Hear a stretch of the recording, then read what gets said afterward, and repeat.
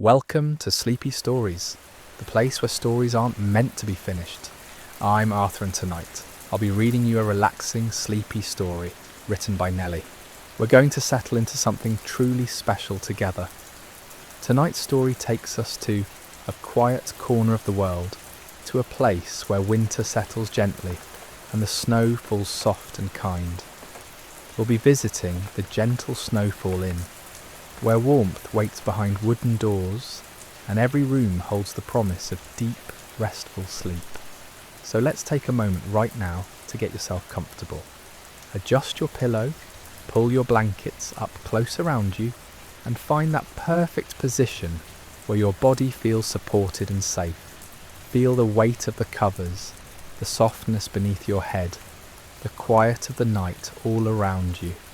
We're going to drift together into this cozy place, and I hope you find everything you need here to help you fall into the most peaceful sleep. And as your mind settles and your breathing slows, imagine for a moment that you're stepping away from the busyness of your day and into something slower, something quieter. Your eyes are growing heavy already, aren't they? That's perfect. Let them drift closed whenever they want to. There's no rush here.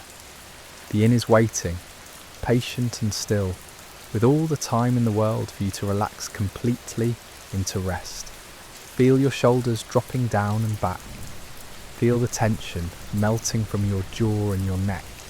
With every breath in, draw in calm. With every breath out, let go of anything that doesn't serve you right now.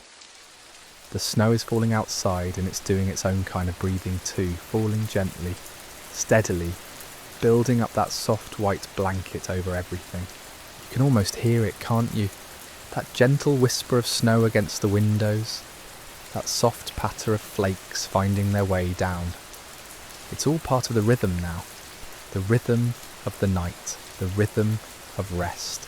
The journey to the inn begins on an evening when the world has turned white and quiet. Outside, the snow has been falling for hours now, each flake dancing down through the cold air and landing softly on the frozen ground. The roads are peaceful, nearly empty of other travellers, and your car moves slowly along the winding mountain road. The headlights catch the falling snow, making it look like you're driving through a tunnel of light and white. Your hands are warm on the steering wheel, and inside the car, you're cosy and protected from the cold that waits outside. The radio is playing something soft and instrumental, strings and piano creating a soundtrack for your journey. You're going to the inn because you need this. You need quiet, you need warmth, you need a place to rest your weary mind and body. And somehow, as if the universe knew exactly what you needed, the inn appeared in your path. You'd read about it online weeks ago, or maybe someone mentioned it to you in passing, and it stayed with you. The Gentle Snowfall Inn. The name alone made you feel calmer. Now, as mile after mile passes beneath your tyres, you can feel yourself getting closer. The trees along the road grow denser, the landscape more remote, more untouched.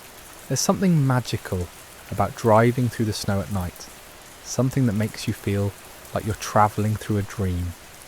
The outside world seems very far away. The things that were worrying you, the tension in your shoulders, the racing thoughts that wouldn't let you sleep, they all seem smaller now, less important.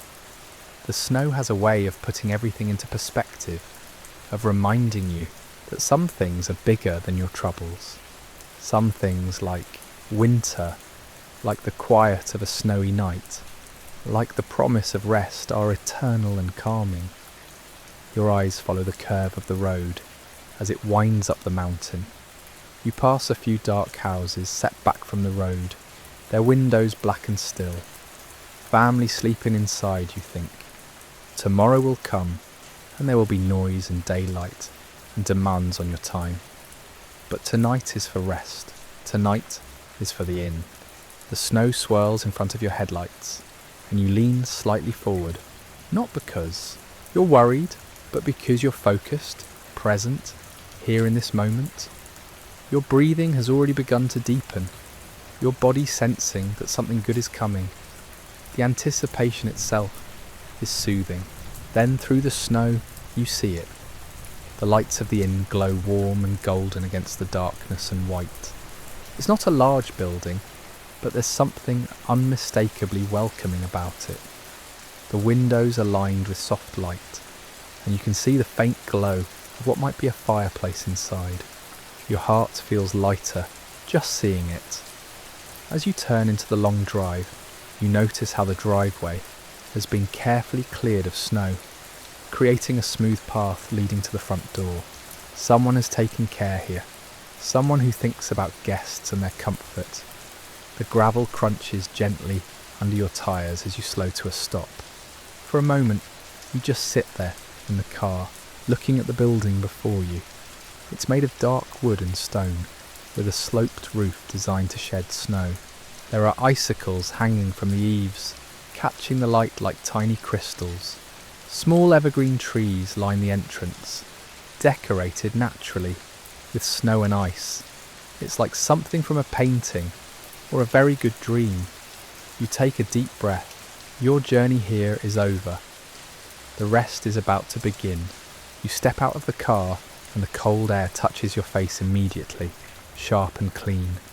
But you're only exposed to it for a few moments, because the path to the door is short. Snow crunches under your boots with a satisfying sound, and then you're stepping up onto the porch.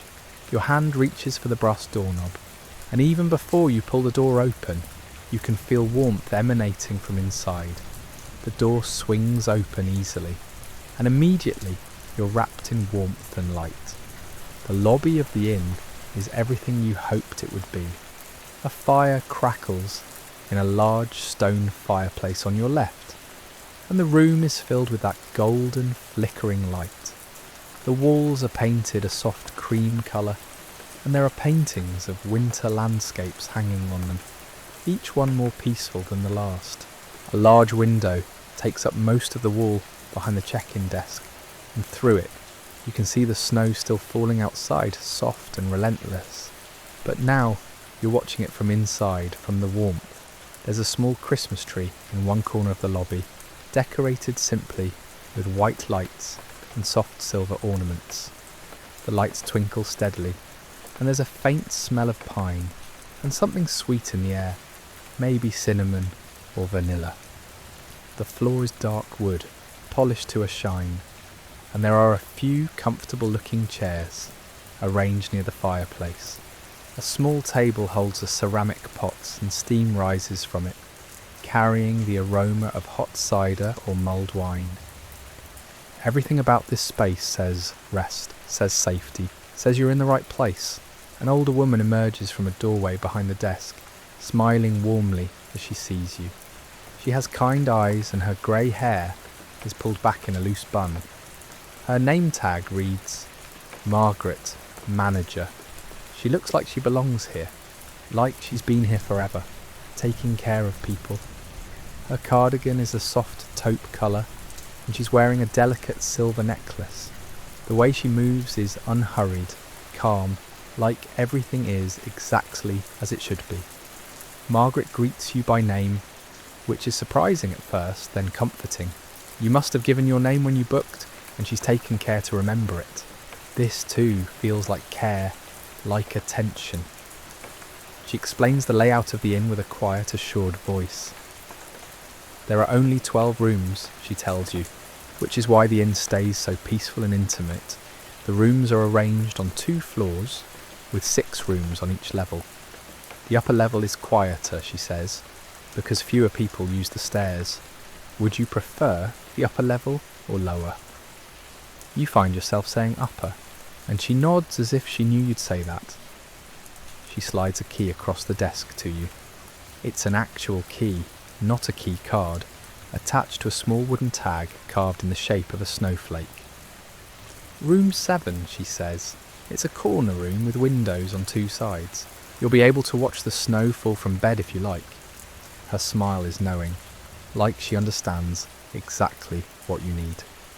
She tells you that breakfast is served from 7 to 9 in the dining room. which is just through those doors to the right. But if you prefer to take it in your room, you can call the front desk and they'll bring it to you. There's coffee and tea available in the parlour all day and night. She gestures to the room on the other side of the lobby, where you can see shelves of books and more comfortable seating. Most guests spend their evenings there, she says, reading or talking quietly, watching the fire.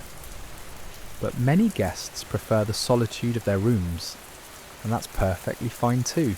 Whatever you need only ask. She hands you another key, a smaller one. This is for the side door, she explains, so you can go directly outside if you want to take a walk in the snow. We have trails around the property, all well marked and peaceful. Some guests enjoy a short walk before bed, she says. There's something about fresh snow at night that helps you sleep beautifully. You thank her and she tells you to let her know if you need anything at all. Her warmth is genuine, and you find yourself already feeling calmer, more settled, just by having talked to her. The staircase to the upper level is wide and gentle, with a wooden banister that's smooth under your hand. Soft lighting comes from sconces on the walls, and the carpet on the stairs is a soft grey with a subtle pattern. You climb slowly, not because you're tired, but because there's no reason to hurry. Your room is at the end of the hallway. The hallway itself is painted in soft tones, and there are small paintings of snow scenes on the walls. Soft music plays from hidden speakers, classical piano, the same kind that was on your car radio. The door to your room is at the very end of the hall. You use your wooden snowflake key to open it and step inside. For a moment, you just stand in the doorway, taking it all in. The room is perfect. It's large but not too large, spacious but still intimate. The walls are painted a soft blue-grey, and there are 2 windows, as Margaret said, one on the far wall and one on the side wall. Both are currently dark with the night outside, but you know they'll show you the snow. The bed is the focal point of the room, a large 4-poster bed with a white down comforter and an abundance of pillows. More pillows than you'd normally expect, in various sizes and firmness levels. They're piled against the headboard, inviting you to arrange them however you like. The comforter looks impossibly soft, and you can already imagine sinking into it. There's a reading chair in the corner by the window, upholstered in a soft cream fabric, with a small table beside it that holds a lamp and space for a book. The lamp has a warm bulb that casts a gentle glow. Another small table sits near the other window, with a desk chair, should you need to work, though working seems impossible in this space designed entirely for rest. The hardwood floor is mostly covered by a large area rug in soft greys and whites, and your feet are quiet on it as you step fully into the room. There's a door on the far wall, and you open it to reveal the bathroom.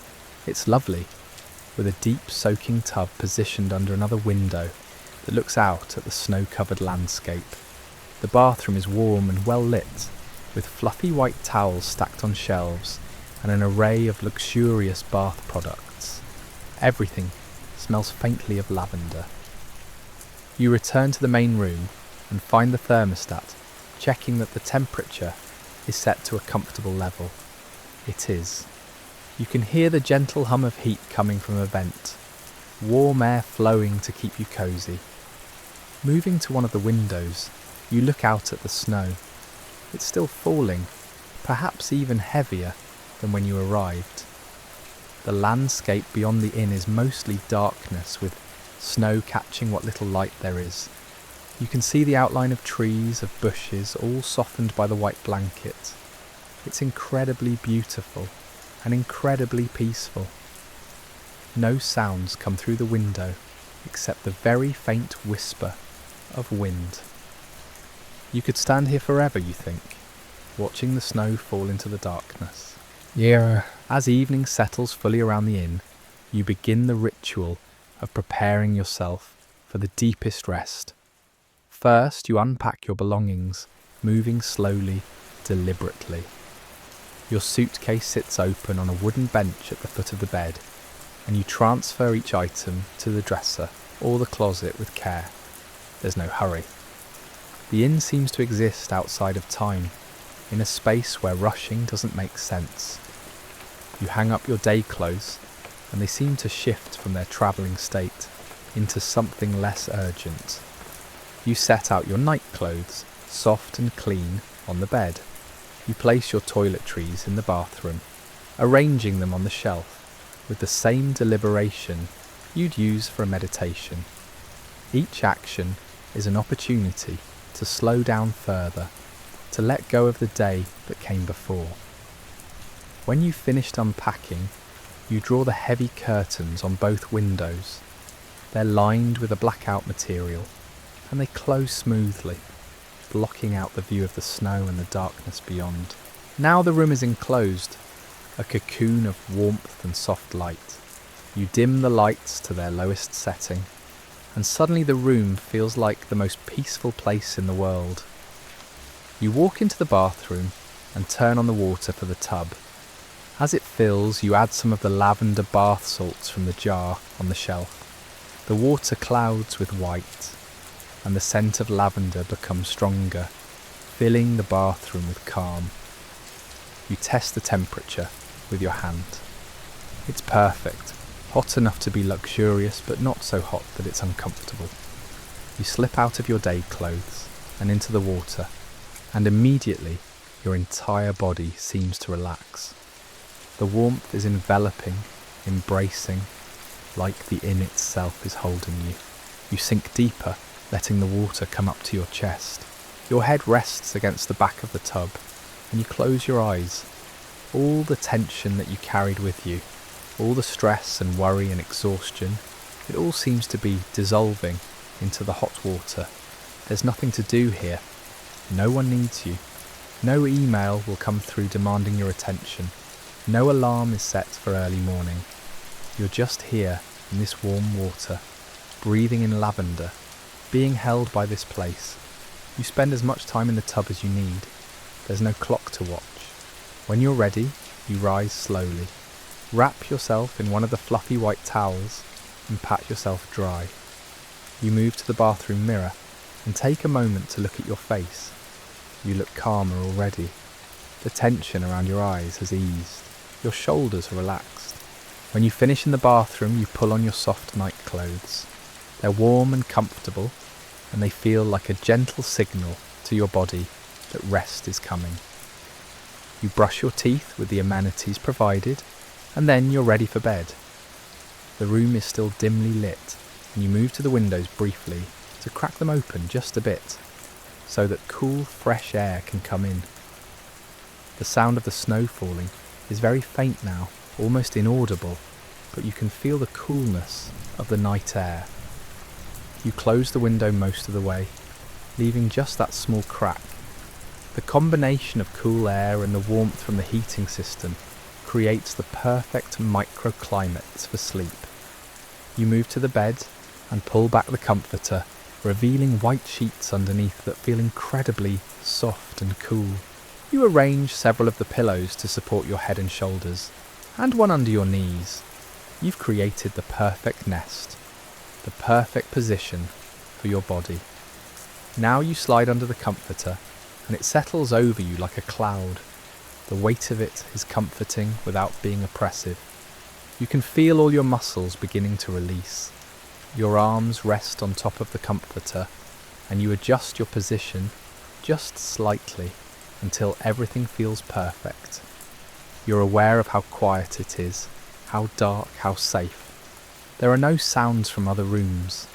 The inn seems to have absorbed all the noise of the world outside. There's just you, the bed, the gentle sound of the snow, and the promise of the most peaceful sleep. Your breathing deepens on its own now. There's no effort required. Your eyes close, and you drift deeper, deeper into the comfort of the inn, into the comfort of rest. As you lie there, you can feel your consciousness beginning to move, to that beautiful space between waking and sleeping, where thoughts become dreams and the world fades away. See you tomorrow, sweet dreams. Your mind drifts deeper and deeper, and somewhere between thought and dream, sleep finally takes you completely. It's the kind of sleep that feels rare, the kind where you don't wake even once through the whole night. The inn holds you safely in its arms, and outside the snow continues to fall, building up that soft white blanket over everything. Hour after hour passes, and you sleep so deeply that you're not aware of anything at all. There are no dreams that trouble you, no restless turning, no sudden jolts of anxiety. There's just peace and rest, and the knowledge on some deep level that you're exactly where you need to be. When morning comes, it comes gently. Your eyes open slowly, and at first you're not quite sure where you are. Your room is filled with soft light, and for just a moment there's that lovely confusion of waking in a new place. Then you remember. The inn. You made it here, and you slept. You slept so deeply and so well that you feel almost like a new person. Your body feels rested in a way you haven't felt in months, maybe longer. Your mind is quiet. There's no immediate rush of thoughts or worries waiting to pounce on you. You simply lie there for a while, just breathing, just being, taking in the quiet of the morning. You become aware of the light coming through the edges of the curtains, and with a gentle movement, you swing your legs out of bed and stand. Your feet find the soft area rug, and you pad over to the window, drawing back the curtains slowly. You're greeted with a sight that takes your breath away. The snow has stopped falling, and the world outside is pristine and white and absolutely beautiful. The trees are laden with snow, their branches drooping slightly under the weight of it. The paths around the inn have been cleared sometime during the night, creating dark lines through the white landscape. Everything is still and quiet and perfect. The sun isn't fully visible yet, but the sky is that pale blue-grey of early morning, and it's reflecting off all that white snow, making everything glow. You stand there for several minutes, just looking, just appreciating the beauty of this place. The cold radiates slightly from the window, but you're warm and cosy in your night clothes, and the contrast only makes you feel more grateful. After a while, you move into the bathroom and go through the morning ritual of showering and dressing. The hot water feels incredible on your skin, and the luxury of all that time and space just for yourself feels like a gift. You dress in comfortable clothes, soft and warm, designed for a day of relaxation rather than productivity. You brush your teeth and comb your hair, and when you look at yourself in the mirror, you're startled by how calm you look. The lines of worry and tension that are usually etched into your face have softened. Your eyes are clearer. You look like someone who has actually rested. When you emerge from your room and make your way downstairs, the lobby is quiet and peaceful. A few guests sit in the comfortable chairs near the fireplace, reading or simply staring into the flames. Margaret is behind the desk, and she looks up as you approach, her smile warm and knowing. "Did you sleep well?" she asks, and when you tell her yes, better than you have in months, she nods, as if she knew that would be the case. The dining room is through those doors, she reminds you, or you can take breakfast in your room, if you prefer. The kitchen is preparing fresh pastries right now, she adds, and the coffee is always hot. You decide to take breakfast in the dining room, and when you step through the doors, you find a space that's just as lovely as the rest of the inn. The dining room has large windows that look out over the snow-covered landscape, and there's a long table set with a beautiful spread of food. There are fresh pastries still warm from the oven, and they smell incredible, buttery and sweet and yeasty. There are various types of bread and rolls. There's fresh fruit, carefully arranged in bowls, and cheese and cold cuts for those who want something savoury. There's a selection of jams and honey and cream. The coffee is indeed hot, and there's also hot tea and hot chocolate and fresh juice. It's a feast, but it's arranged in such a way that it doesn't feel overwhelming. You're free to take what appeals to you, and nothing is rushed. You choose a small plate with a warm croissant, some fresh berries, and a cup of coffee. You find a seat by the window, and you sit and eat slowly, deliberately, taking time to taste everything. The croissant is buttery and flaky, and it practically melts in your mouth. The berries are sweet and cold. The coffee is rich and smooth. Around you, a few other guests eat quietly. There's soft classical music playing, the same kind you heard in the hallway yesterday. No one rushes, no one checks their phone. It's as if, once you enter the inn, you enter a world where that old pace doesn't matter anymore. Everyone seems to have made peace with slowness, with rest, with simply being. After breakfast, you return to your room and find that while you were downstairs, the housekeeping staff has quietly been in to refresh things. Fresh towels in the bathroom, the bed made perfectly, with the comforter fluffed and all those inviting pillows arranged just so. A small chocolate has been left on your pillow, a tiny kindness. You pick it up and smile. The inn is full of these small gestures, these moments of care that make you feel seen and valued. You spend the day in your room mostly, reading from the small selection of books you brought, or just looking out at the snow-covered landscape. You take a walk on one of the marked trails that Margaret mentioned, bundled up warmly in your coat and scarf. Your boots crunch in the snow as you walk through the forest behind the inn. The cold air is so clean and fresh that it almost hurts to breathe deeply, but it also makes you feel more alive than you've felt in a long time. There are a few other guests on the trail, but you all pass each other quietly, with just a nod and a smile. The forest is quiet, peaceful. The only sounds the crunch of your footsteps and the occasional soft call of a bird. Illa! Back at the inn, you return to your room and warm up with a cup of tea from the parlour. Margaret had shown you the parlour on your first evening, and you make your way there now. It's a lovely room with shelves full of books and comfortable chairs arranged around a fireplace.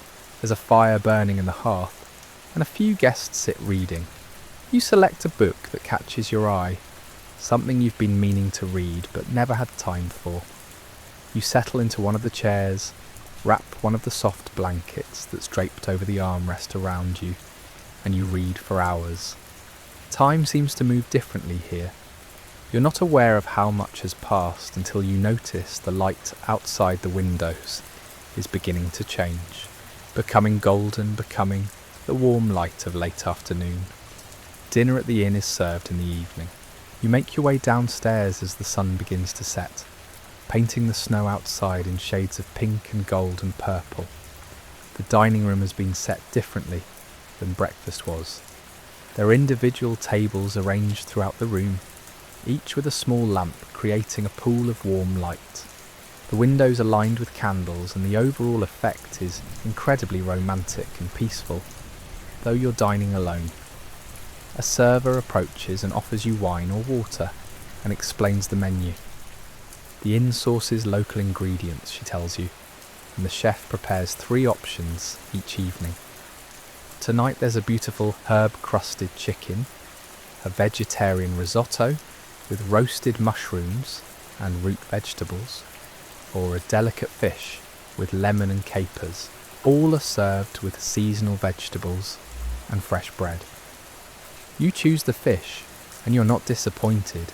It's cooked perfectly, tender and flaky, and the flavours are subtle and complex.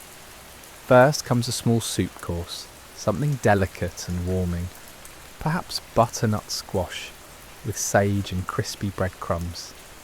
It arrives in a beautiful white bowl, steam rising from it, and you feel a moment of genuine gratitude for the care that's been taken in its preparation.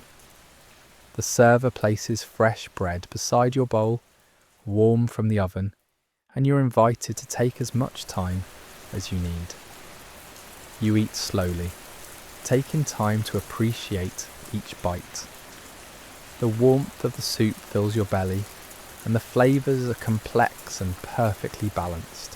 When you finish, the bowl is cleared and replaced with a small salad of bitter greens and bright berries, dressed in something that tastes like honey and balsamic. It's a palate cleanser, you realise, preparing you for the main course. When the fish arrives, it's presented beautifully, arranged on a plate with colourful seasonal vegetables and a delicate drizzle of lemon sauce. The fish itself is arranged with precision, and you can tell that the chef takes pride in their work. You cut into it carefully, and the flesh flakes easily, perfectly cooked. You take the first bite, and the flavours explode on your tongue. Lemon, capers, herbs, all perfectly balanced. It's not heavy or overwhelming, but it's deeply satisfying. On either side of the plate are roasted root vegetables, their edges caramelised to golden brown.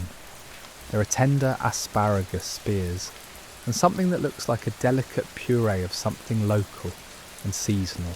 You eat this course more slowly than the first, savouring every single bite, letting the flavours linger on your palate. There's soft music playing in the background, classical strings, and the ambiance is so calming that you could almost fall asleep right here at the table, but in the best possible way. The other guests seated nearby are also eating slowly and deliberately. There's something about this dining room, this atmosphere, this pace that transforms eating from mere sustenance into something meditative and sacred. After dinner, you return to the parlour for a while, finishing another chapter of your book. A few other guests are there, and some of them are playing a very quiet, civilised game of chess, their moves slow and thoughtful. Others are simply reading or staring into the fire. One elderly gentleman has fallen asleep in his chair, a book resting on his chest, and his peaceful snores are somehow part of the ambiance rather than a disruption.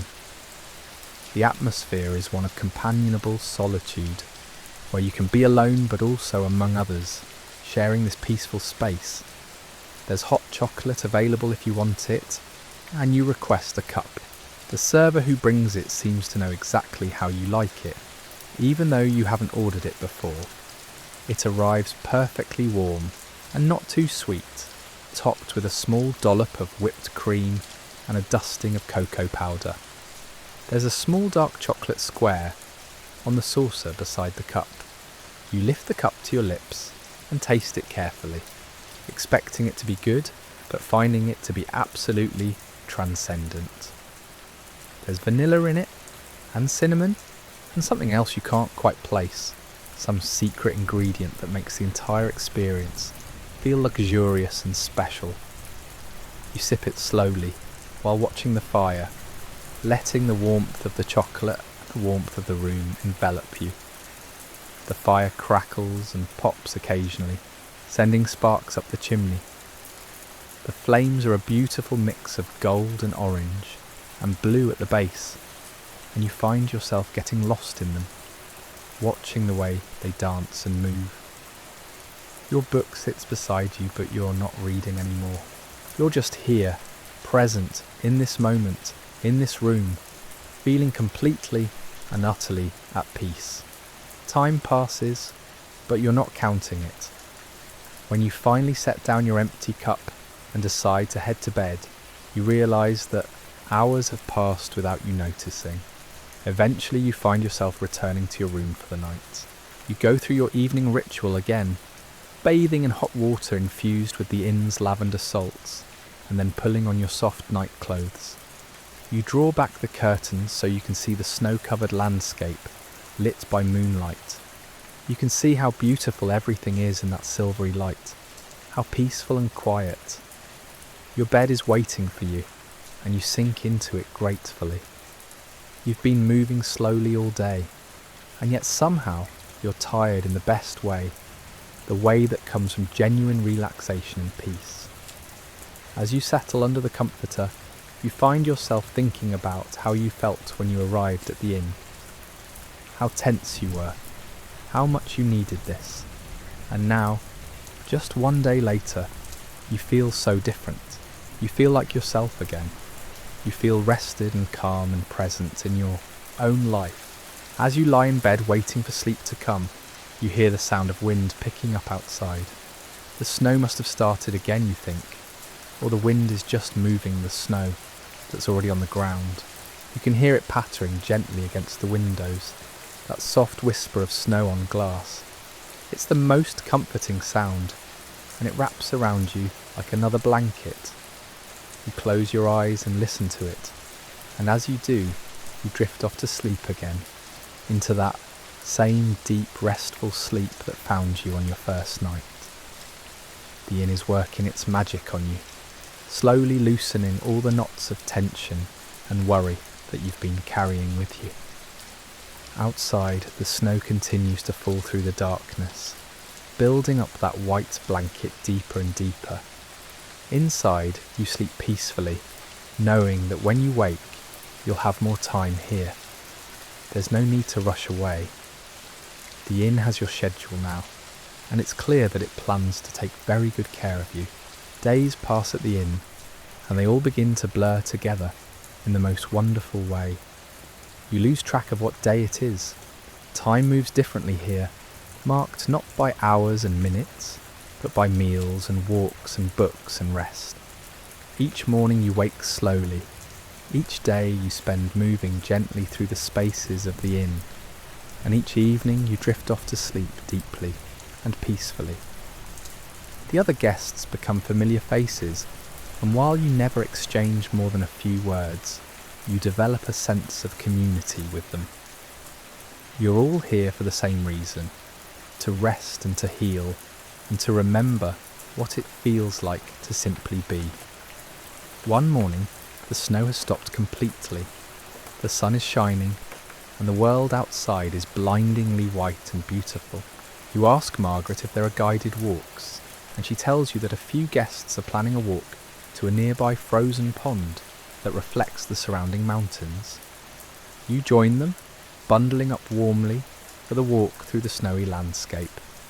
When you reach the pond, you all stand together for a while, just looking at the beauty of it.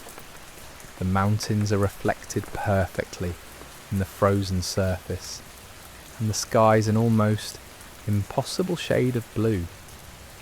One of the other guests, an older woman, takes your hand, and somehow that simple gesture says everything that needs to be said. Back at the inn after the walk, you gather for lunch together in a small sitting room with the other guests who walked. For the first time, there's more conversation. People share stories of their lives, of why they came to the inn, what they're seeking. One woman talks about recovering from surgery. Another talks about burnout from his job. Another woman talks about grief. You find yourself sharing a bit of your own story too, and it feels good to be heard by others who understand exactly what you mean. That evening, Margaret invites you to join a gathering in the parlour where someone will play the piano. When you arrive, the parlour has been arranged with comfortable seating around the piano. There are maybe 8 guests in total, and an older man is sitting at the keys. He begins to play, and the music is beautiful and soothing and perfectly suited to this place. He plays pieces you recognise and pieces you don't, but they all have a dreamy, peaceful quality. You settle into your chair with a cup of tea, and you let the music wash over you. Your eyes close at some point, and you're not sure if you sleep through part of it, or if you're just in that meditative state where the boundary between waking and sleeping becomes blurred. Either way, it's perfect. When the evening ends, you return to your room and realise you're supposed to leave tomorrow. The thought of leaving fills you with unexpected sadness. You've only been here for a few days, but it feels like forever. The inn has become a refuge, and returning to the noise and rush of the world feels impossible. You decide, lying in bed listening to the wind and the snow, that you'll come back. This is a place you need. A place where you can rest and heal and remember who you really are. Your last morning arrives too quickly. You pack slowly, taking time to say goodbye to the room and the view from your window. At breakfast, Margaret smiles and tells you that you look better, that the rest has done you good. She hands you a small package as you check out. It's a tin of lavender bath salts from the inn, so you can bring a bit of its peace back home. You thank her sincerely. Driving back down the snowy mountain roads, as the inn disappears behind you, you feel sadness and gratitude all at once. You're carrying the rest and peace back with you, and you know with absolute certainty that you'll return. See you tomorrow, sweet dreams.